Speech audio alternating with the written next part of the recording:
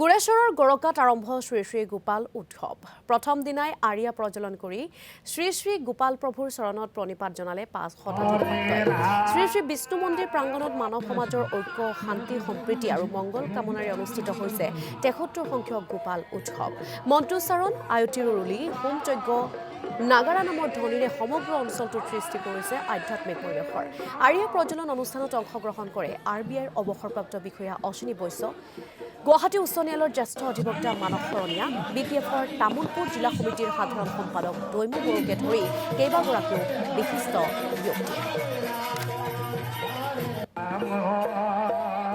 হয় মই আজি খুব ধন্য মানিছোঁ আৰু এইখন গাঁও মোৰ খুব ওচৰৰ গাঁও মোৰ চকুৰ চিনাকি নহয় যদিও এইখন গাঁও সম্পৰ্কে মই জানো ইয়াত মোৰ বহুত ফ্ৰেণ্ড আছে কলেজৰ ফ্ৰেণ্ড আছে ইউনিভাৰ্চিটিৰ ফ্ৰেণ্ড আছে ছাত্ৰ সন্থা কৰোঁতে পোৱা বহুত বন্ধু আছে আৰু এনেও মই দেখিছোঁ আপোনালোকে ইয়াৰ যেনে Pradip Kakati he was my classmate was নহয় এতিয়াও জীৱিত আছে গতিকে এই গাঁওখন মোৰ খুব অতিকে চিনাকি কিন্তু আজি মই সাক্ষীক চিনাকি হ'ল আৰু আজিৰ যিটো উৎসৱটোৰ কিবা এটা মই তাৎপৰ্য বিচাৰি পাইছোঁ কাৰণ কিয় উত্তৰ কামৰূপত এনেকুৱা ধৰণৰ ইয়াৰ বাহিৰে চাগে এই আৰিয়া জ্বলাই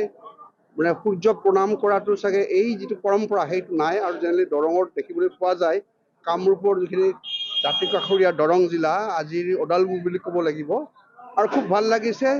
এয়া যেন আমাৰ এটা সূৰ্য দেৱতাক স্তুতি কৰা যেন লাগিছে মই নাজানো ইয়াৰ স্থানীয় মানুহে কেনেকৈ এইটো বিশ্লেষণ কৰে কিন্তু মোৰ এটা অনুভৱ হৈছে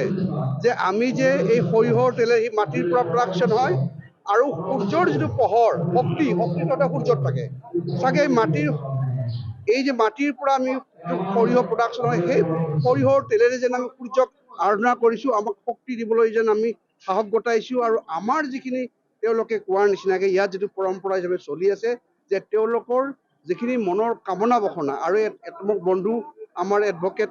নৱ কুমাৰ দাসে কৈছে গুৱাহাটী উচ্চ ন্যায়ালয়ৰ অধিবক্তা মোৰ ভাতৃপ্ৰতিম তেওঁ মোক কৈছে গাড়ীত আহি থাকোঁতে কৈছে ইয়াত যদি কেতিয়াবা কোনো বস্তু হেৰাই যায়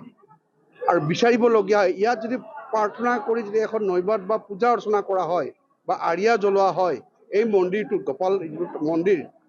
এই মন্দিৰটোৱে তেওঁলোকক হেৰুৱা বস্তুটো পোৱাত সহায় কৰে বা তাক দিক নিৰ্ণয় কৰি দিয়ে বা